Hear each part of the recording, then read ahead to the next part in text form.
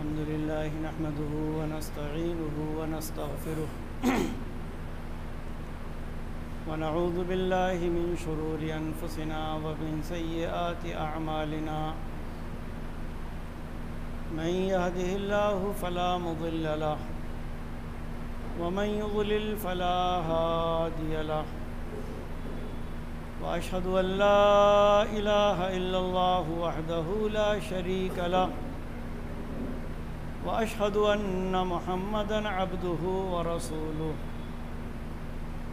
يا أيها الذين آمنوا اتقوا الله حق تقاته ولا تموتن إلا وأنتم مسلمون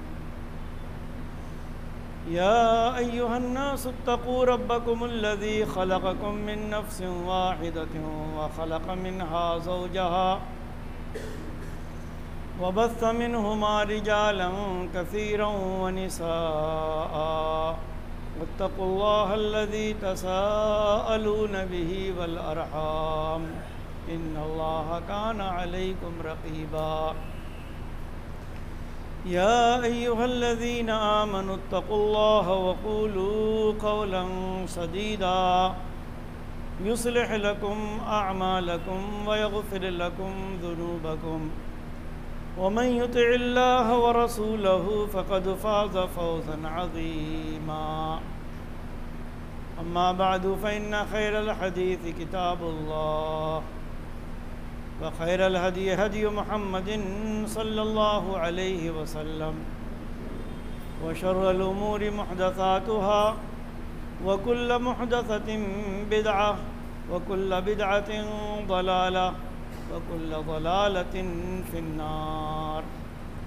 أعوذ بالله السميع العليم من الشيطان الرجيم بسم الله الرحمن الرحيم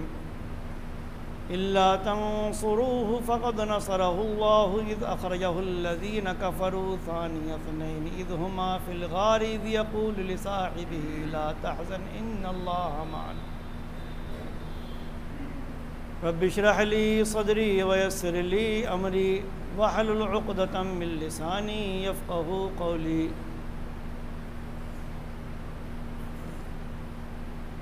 حاضرین جماعہ،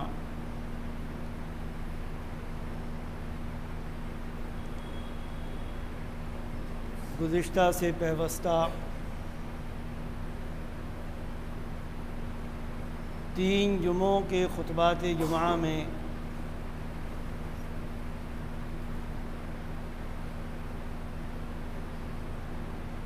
ان ہستیوں اور شخصیوں کے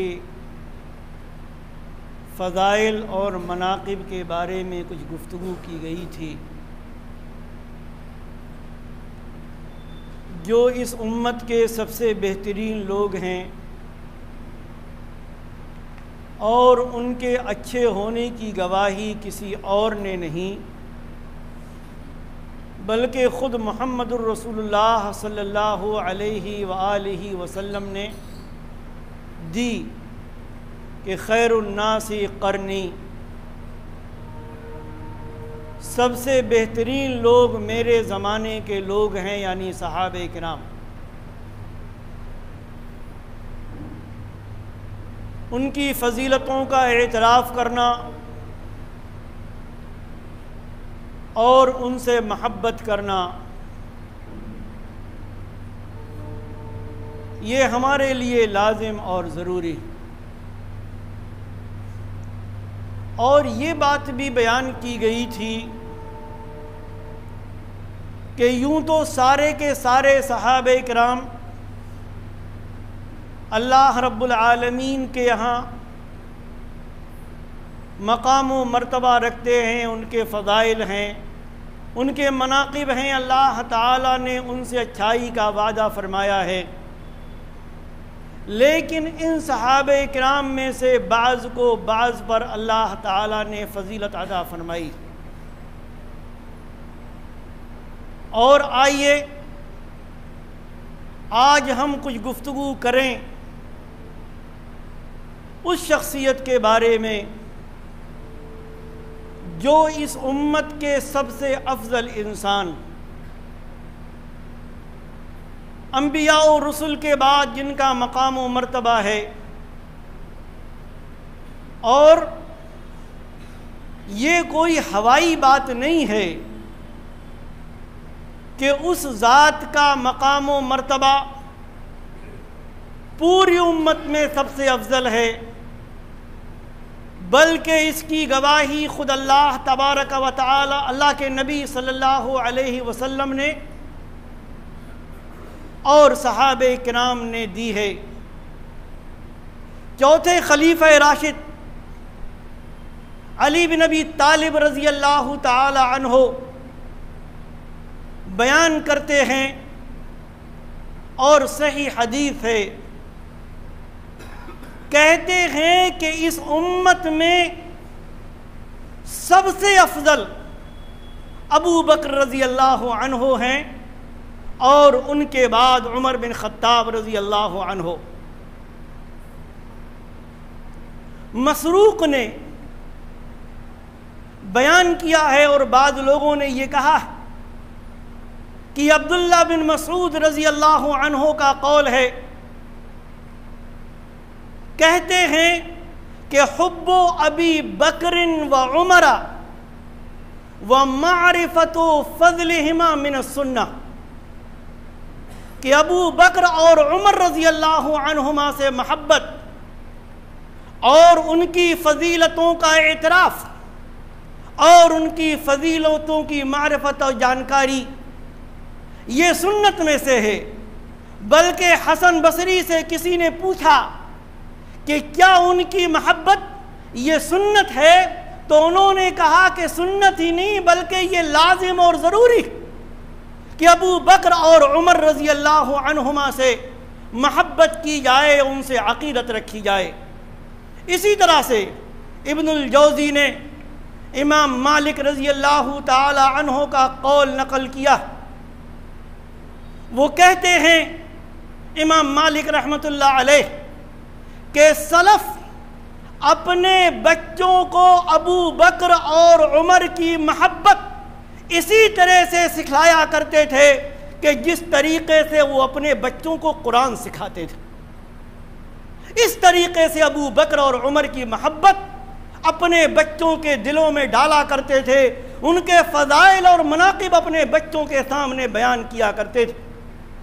اور کیوں نہ ہو ابو بکر کی فضیلت، یہ وہ شخصیت کہ جن کا عام طور پر امت میں لقب صدیق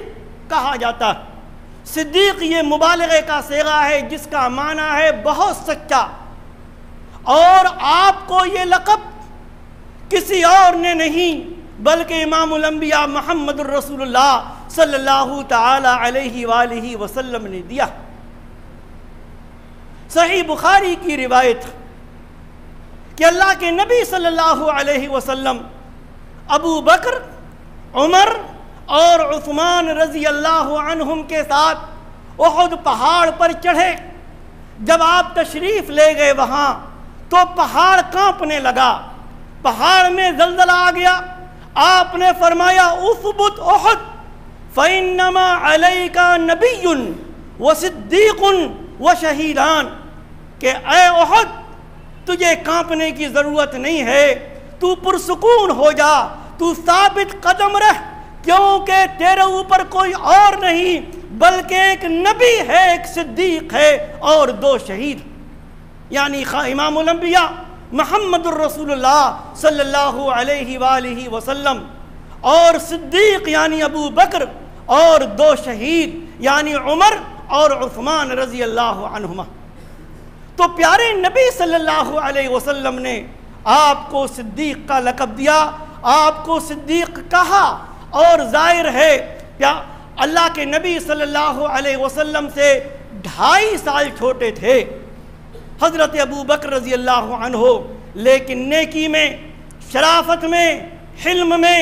بردباری میں، شجاعت میں اگر پیارے نبی صلی اللہ علیہ وسلم کے بعد کوئی تھا تو ابو بکر تھے۔ قرآن کی ایک آیت ہے 24ویں پارے کی، والذی جاء بالصدق وصدق به اولئک هم المتقون، جس کا ترجمہ یہ ہے کہ وہ جو سچا دین لے کر آیا، جو سچائی کو لے کر آیا، وصدق بہ، اور جس نے اس سچائی کی، اس حق بات کی تصدیق کی، یہ سب متقی ہیں اور پرہیزگار ہیں۔ بعض لوگوں نے اس کو عام رکھا ہے، اور بعض مفسرین نے والذی جاء بالصدق، کہ جو سچائی کو لے کر آیا اس سے مراد محمد الرسول اللہ صلی اللہ علیہ وسلم کو لیا ہے، اور جس نے اس سچائی کی تصدیق کی، اس کو سچ مانا، اس کو خیر مانا، اس کو حق مانا، اس سے مراد بعض مفسرین نے ابو بکر صدیق رضی اللہ تعالی عنہ کو لیا۔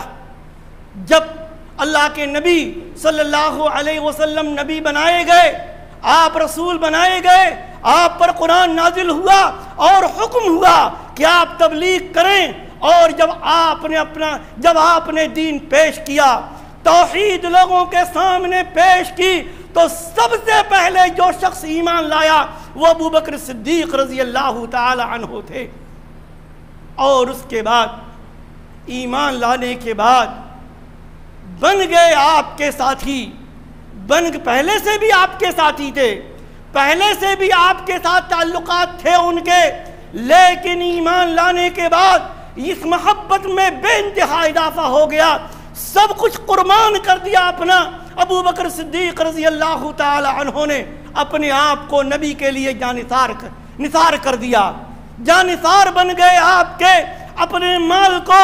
اپنے سب کچھ کو قربان کر دیا، اللہ کے نبی صلی اللہ علیہ وسلم کے لیے پیش کر دیا، اللہ کے نبی صلی اللہ علیہ وسلم کے لیے۔ اسی لیے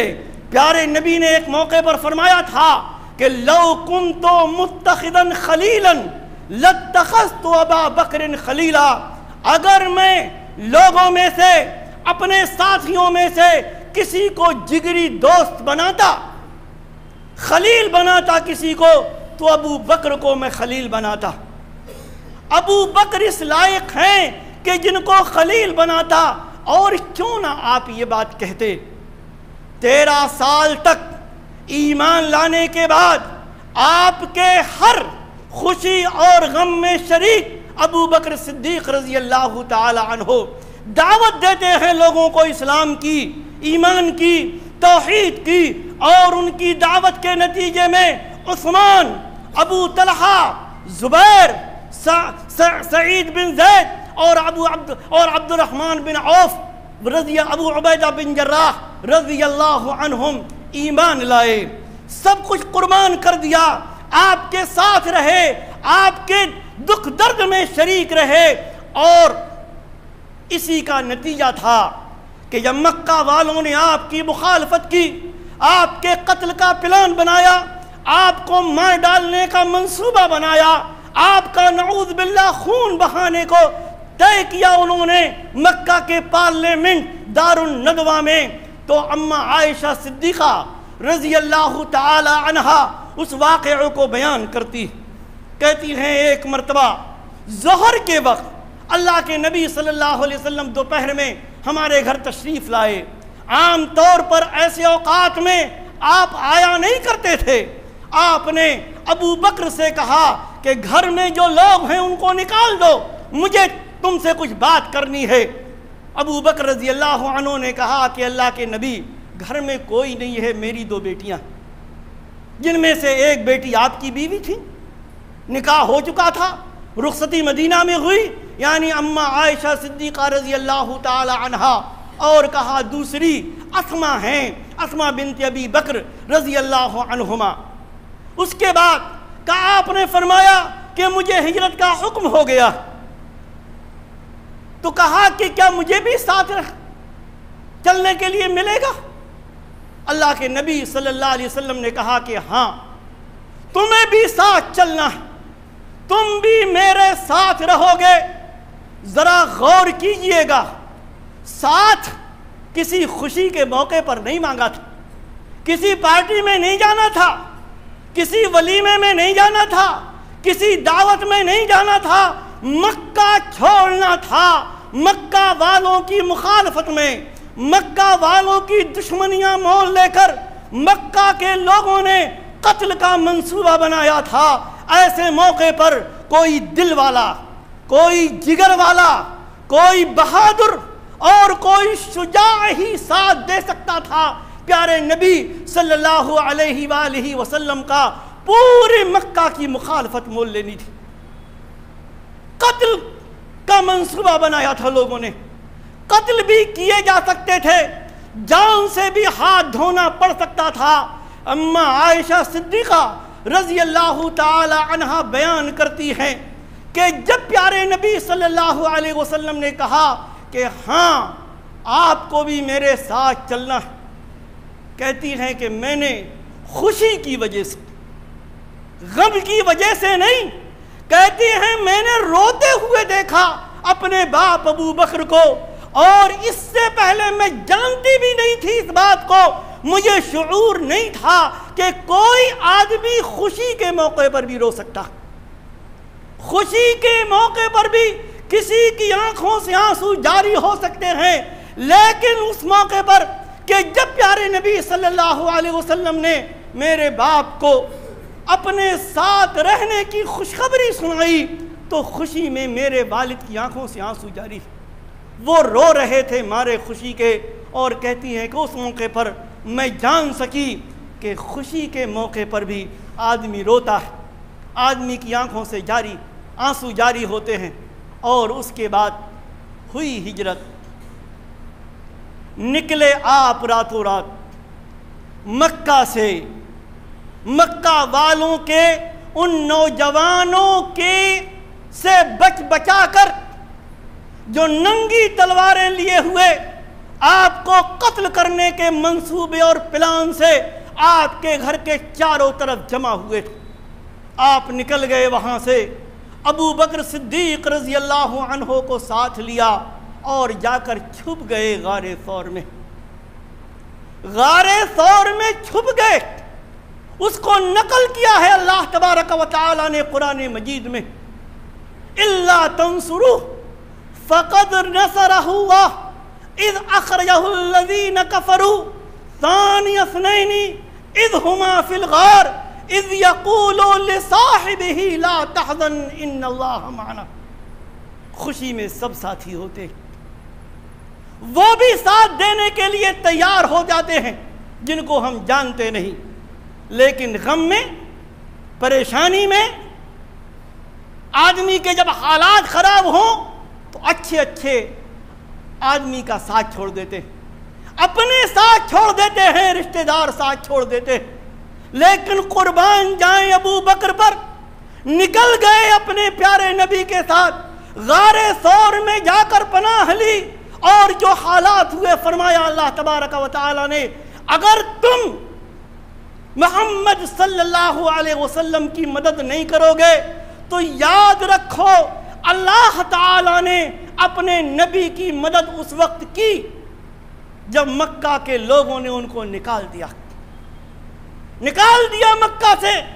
قتل کا منصوبہ بنایا، آپ نکل گئے مکہ سے اور غار میں چھپ گئے۔ ثانی اثنین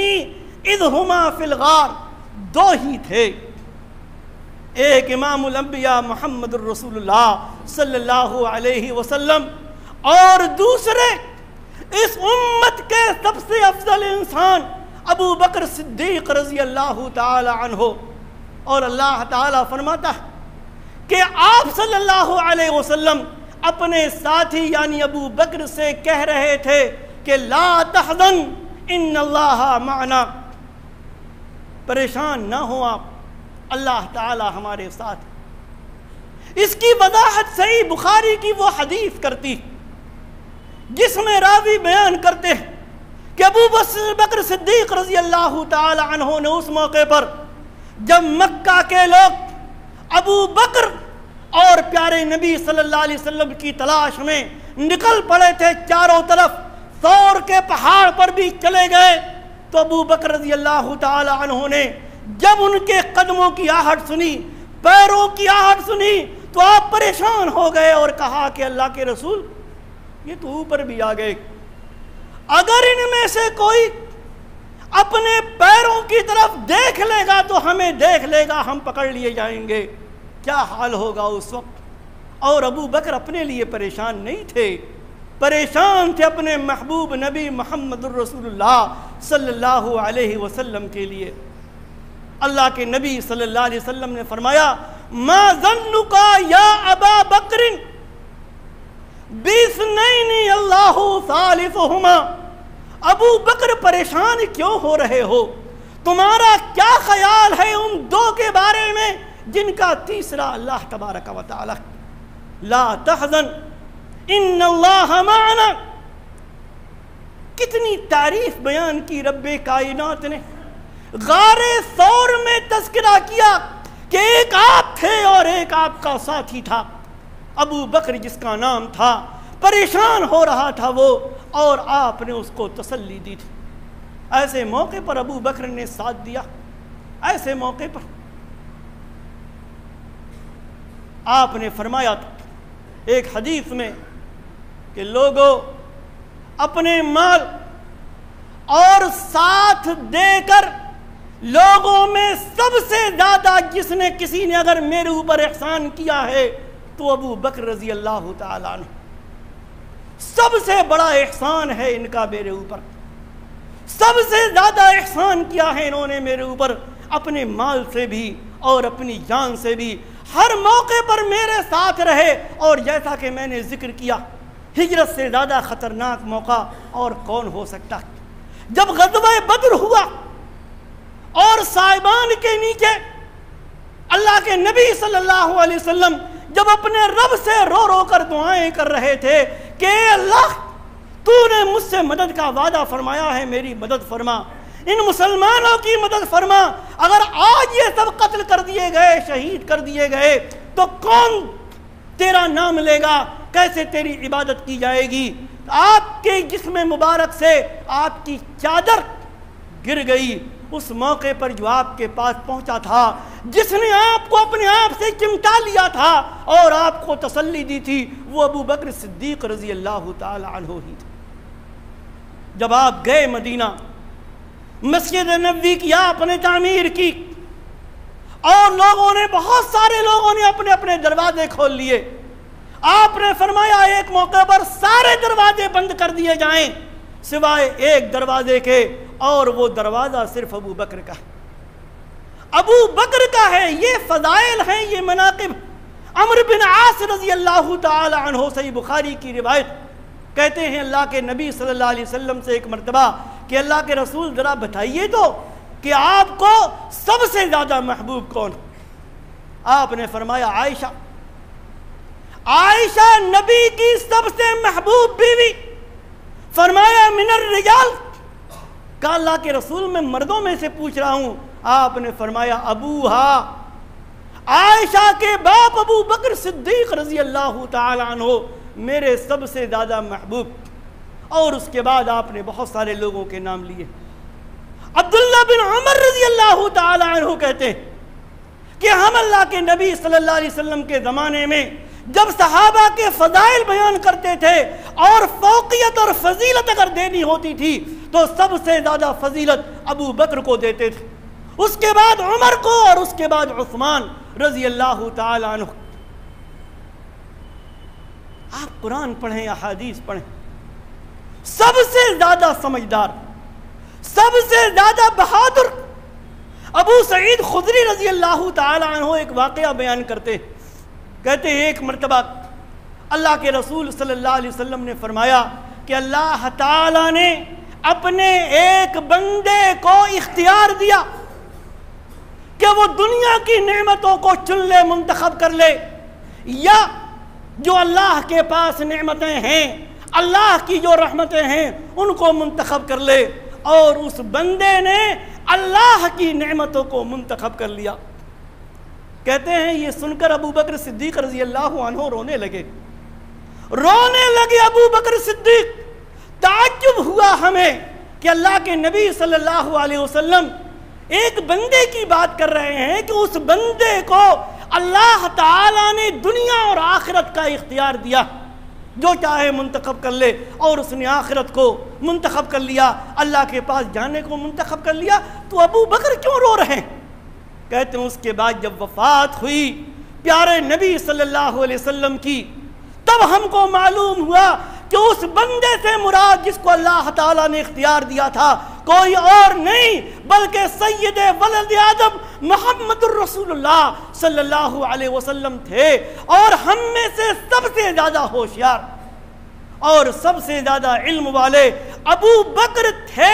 ہم نہیں جان سکے لیکن ابو بکر نے تاڑ لیا تھا اور پہچان لیا تھا کہ اس بندے سے مراد کوئی اور نہیں محمد الرسول اللہ صلی اللہ علیہ وسلم ہیں۔ اور اب جلد ہی آپ اس دنیا سے چلے جائیں گے، ہمارے درمیان سے رخصت ہو جائیں گے۔ ابو بکر ایک مرتبہ اللہ کے نبی صلی اللہ علیہ وسلم نے فرمایا کہ لوگوں کو مختلف دروازوں سے بلایا جائے گا، نماز پڑھنے والے کو نماز والے دروازے سے جنت کے، صدقہ دینے والے کو صدقے کے دروازے سے، جہاد کرنے والے کو جہاد کے دروازے سے، روزہ رکھنے والے کو روزہ ریان جس کو کہا جاتا اس سے۔ ابو بکر صدیق رضی اللہ تعالی عنہ نے پوچھا کہ اللہ کے رسول کیا کوئی ایسا بھی شخص ہوگا اتنا عظمت والا، اتنی شان والا کہ جس کو جنت کے سارے دروازوں سے بلایا جائے؟ آپ نے فرمایا ہاں، اور میں امید کرتا ہوں کہ وہ تم ہوگے۔ کہا میں امید کرتا ہوں کہ وہ تم ہوگے۔ اور اگر بہادری کی بات کریں، آخری بات، بہت سارے فضائل، ایک جمعے کا وقت کافی نہیں ہے، جا کے پڑھیں احادیث میں فضائل۔ سب سے پہلے خلیفہ ابو بکر صدیق رضی اللہ تعالی عنہ ہوگے، وہ شخص کہ جس کو نبی نے اپنی حیات مبارکہ میں اپنے مصلے پر کھڑا کیا نماز پڑھانے کے لیے، مرو ابا بکر فلیصلی بالناس۔ جب آپ اپنی بیماری کی وجہ سے نماز پڑھانے کی استطاعت نہیں رکھتے تھے تو آپ نے فرمایا جاؤ ابو بکر سے کہو کہ وہ نماز پڑھائیں۔ آپ نے ان کو امام بنایا اپنی حیات مبارکہ۔ اور بہادری کی بات، جب انتقال ہوا پیارے نبی صلی اللہ علیہ وسلم کا، امام الانبیاء کا، سید ولد آدم کا، امام النبیین کا، خاتم النبیین کا، تو لوگوں کا جو حال تھا وہ سیرت کی کتابوں میں پڑھ لیجئے گا۔ عمر بن خطاب جیسا مضبوط آدمی بھی اپنے ہوش و حواس کھو بیٹھا، اور انہوں نے کہا تھا تلوار نکال لی میان سے اور کہا جو کہے گا کہ اللہ کے نبی صلی اللہ علیہ وسلم کا انتقال ہو گیا ہے اس کی گردن مار دوں گا۔ ابو بکر صدیق رضی اللہ تعالی عنہ مقام صنح میں اپنے گھر گئے ہوئے تھے، وہاں سے آئے، پتہ چلا کہ آپ کی وفات ہو گئی ہے، گئے حجرہ عائشہ میں، چادر ہٹائی آپ کے چہرے مبارک سے، آپ کے چہرے کو، آپ کی پیشانی کو بوسہ دیا، اور اس کے بعد کہا کہ اللہ تبارک و تعالی آپ پر دو موتیں جمع نہیں کرے گا، دو بار آپ کو موت نہیں آئے گی، جو موت آپ کے لیے اللہ نے لکھ دی ہے وہ موت آپ کو آ چکی۔ اور اس کے بعد آئے، لوگوں کا حال دیکھا، سنبھالا اس موقع پر پریشان حال صحابہ کرام کو، ذہنی طور پر پریشان صحابہ کو اگر کوئی سنبھالنے والا تھا تو ابو بکر تھے، اور اس موقع پر انہوں نے کہا تھا کہ من کان یعبد محمدا فإن محمدا قد مات ومن کان یعبد اللہ فإن اللہ حی لا يموت۔ سن لو میرے ساتھیو، جو محمد صلی اللہ علیہ وسلم کی عبادت کرتا تھا، آپ کو معبود سمجھتا تھا، وہ جان لے کہ محمد صلی اللہ علیہ وسلم کی وفات ہو چکی، آپ اس دنیا سے چلے گئے ہیں، اور جو اللہ کی عبادت کرتا تھا وہ جان لے کہ اللہ زندہ ہے، اس کو کبھی موت نہیں آئے گی۔ اور اس کے بعد آیت پڑھی وما محمد الا رسول قد خلت من قبلہ الرسل افئن مات او قتل انقلبتم على اعقابکم ومن ينقلب على عقبیہ فلن یضر اللہ شیئا۔ محمد صلی اللہ علیہ وسلم ایک رسول، آپ سے پہلے بھی رسول گزر چکے، اگر آپ کی وفات ہو جائے یا آپ کو شہید کر دیا جائے تو کیا نبی کے جانے کے بعد اس دنیا سے تم اپنے دین سے پلٹ جاؤ گے؟ دین چھوڑ دو گے؟ شریعت چھوڑ دو گے؟ اسلام چھوڑ دو گے؟ یاد رکھو جو بھی پلٹ گیا دین سے نبی کی وفات کے بعد وہ اللہ کا کچھ بھی نہیں بگاڑ سکے گا، اللہ کو کوئی نقصان نہیں پہنچا سکے گا۔ عبداللہ بن عباس رضی اللہ تعالی عنہما غالباً بیان کرتے ایسا لگتا تھا کہ جیسے یہ آیت آج ہی نازل ہوئی،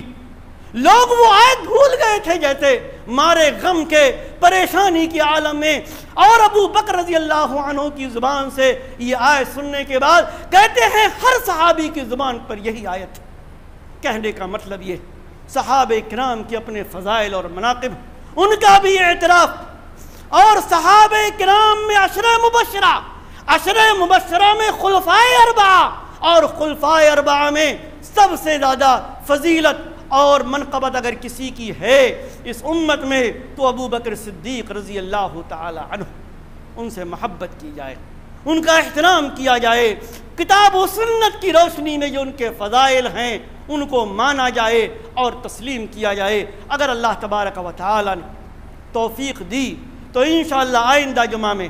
خلیفہ ثانی عمر بن خطاب رضی اللہ تعالی عنہ کے کچھ فضائل بیان کیے جائیں گے۔ اللہ تبارک و تعالی ہمیں دین کی صحیح سمجھ عطا فرمائے، ہمیں ہمارے اندر صحابہ کرام کی محبت پیدا فرما دے، خلفائے اربعہ جو خلفائے راشدین ہیں ان سے محبت کی توفیق عطا فرمائے، ہمیں دنیا اور آخرت دونوں میں عزت عطا فرمائے، ذلت و رسوائی سے محفوظ رکھے، آمین۔ بارک اللہ لنا ولکم فی القرآن العظیم ونفعنی وإیاکم بالآیات والذکر الحکیم، انہ تعالی جواد کریم ملک بر رؤوف الرحیم۔